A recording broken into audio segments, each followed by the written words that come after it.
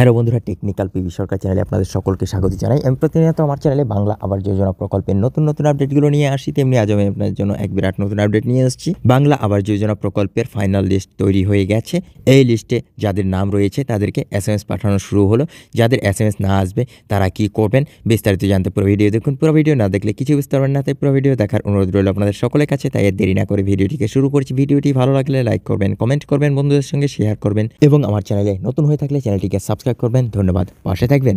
Bangla Awas Yojana list 2024 আবাস প্রকল্পের ভুল এড়াতে ইউনিক আইডি পদ্ধতি। রাজ্য সরকার আবাস প্রকল্পের উপভোক্তাদের জন্য একটি বিশেষ সিদ্ধান্ত নিয়েছে। প্রত্যেক উপভোক্তাদের জন্য আলাদা একটি ইউনিক আইডি তৈরি করে তবে টাকা বরাদ্দ করা হবে। নবান্নের নির্দেশ অনুযায়ী প্রতিটি জেলাকে ইতিমধ্যেই এই বার্তা পাঠানো হয়েছে। প্রশাসনের দাবি, এই সিদ্ধান্তের মূল উদ্দেশ্য হলো প্রকল্পের টাকা এক উপভোক্তার বদলে আর অন্য কারো ব্যাংক অ্যাকাউন্টে পৌঁছে যাওয়ার মতো বিভ্রান্তি বা বিতর্ক বন্ধ করা। কেন এই পদক্ষেপ? সম্প্রতি ট্যাব বরাদ্দ নিয়ে একাধিক অভিযোগ উঠেছিল। একের টাকা ভুল করে অন্যের অ্যাকাউন্টে জমা হওয়ার বিতর্ক সৃষ্টি হয়েছিল। এই ঘটনার পরিপ্রেক্ষিতেই রাজ্য সরকার এমন সতর্কতামূলক পদক্ষেপ নিয়েছে। প্রশাসনিক সূত্রে জানা গেছে, আবাস প্রকল্পের টাকাও যাতে সঠিক উপভোক্তার কাছে পৌঁছয় তা নিশ্চিত করতে আগে থেকেই এমনটি একটি উদ্যোগ নেওয়া হয়েছে। মুখ্যমন্ত্রী মমতা বন্দ্যোপাধ্যায়ের তো ইতিমধ্যে ঘোষণা করেছেন চলতি মাসের 15 থেকে 30 ডিসেম্বরের মধ্যে আবাস প্রকল্পের অর্থ বরাদ্দ হবে। তবে তার আগেই প্রতিটি জেলায় বিশেষ শিবির চালু করা হয়েছে। এই শিবিরগুলিতে উপভোক্তাদের ব্যাংক অ্যাকাউন্ট যাচাইয়ের পাশাপাশি ইউনিক আইডি প্রদান করা হবে। প্রক্রিয়া কেমন হবে? প্রশাসনিক কর্তৃপক্ষ জানিয়েছেন, প্রতিটি গ্রাম পঞ্চায়েত এলাকাকে উচ্চ গতিসম্পন্ন ইন্টারনেট এবং কম্পিউটার ল্যাপটপের মাধ্যমে সংযুক্ত করে পুরো প্রক্রিয়া পরিচালিত হবে। প্রতিটি গ্রাম পঞ্চায়েতের দায়িত্বে থাকবে নির্দিষ্ট ব্লক আধিকারিকরা। স্থানীয় প্রশাসনের মাধ্যমে উপভোক্তাদের শিবিরে আসার সূচি জানিয়ে দেওয়া হবে।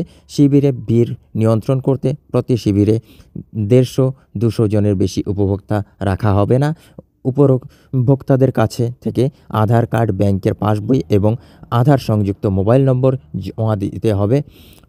ওটিপি এবং বায়োমেট্রিক যাচাইয়ের মাধ্যমে পরবর্তী কাজ সম্পন্ন হবে। যাদের আধার সংযুক্ত মোবাইল নম্বর নেই তাদের জন্য শুধুমাত্র বায়োমেট্রিক পদ্ধতি ব্যবহার করা হবে। পুলিশের ভূমিকা এই পুরো প্রক্রিয়া পুলিশের সক্রিয় অংশগ্রহণ নিশ্চিত করছে রাজ্য। একাধিক অবাঞ্ছিত ঘটনা রুখতে পুলিশের বাড়তি নজরদারি থাকবে। প্রশাসনের দাবি, ইউনিক আইডি তৈরির মাধ্যমে উপভোক্তাদের মধ্যে স্বচ্ছতা বজায় থাকবে এবং ভবিষ্যৎ এই আইডি ব্যবহার করেই যাচাই প্রক্রিয়া চালানো হবে। আর্থিক পরিমাণ এবং বরাদ্দ। আবাস প্রকল্পের উপভোক্তাদের সংখ্যা প্রায় 12 লক্ষ। তাদের মধ্যে প্রথম কিস্তিতে মাথাপিছু 60,000 টাকা করে দেওয়া হবে। এই অর্থের মোট পরিমাণ 7,200 কোটি টাকা। দ্বিতীয় কিস্তিতে সমপরিমাণ টাকা দেওয়া হবে। কী ধরনের এসএমএস পাঠানো হচ্ছে?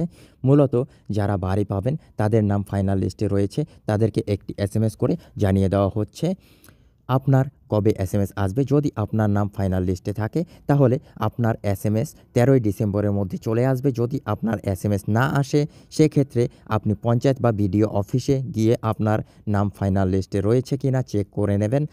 আপনার এলাকায় ক্যাম্প কবে হবে? অ্যাকাউন্ট নাম্বার ভেরিফিকেশন এবং ওটিপি ভেরিফিকেশন করার জন্য পঞ্চায়েতে একটি করে ক্যাম্প করা হবে। এই ক্যাম্পগুলি 14 ডিসেম্বর পর্যন্ত হবে। আপনার এলাকায় কবে ক্যাম্প হবে সেটি আপনার পঞ্চায়েত বা ব্লকে গিয়ে জানতে পারবেন। বন্ধুরা, এই ছিল আজকের আপডেট।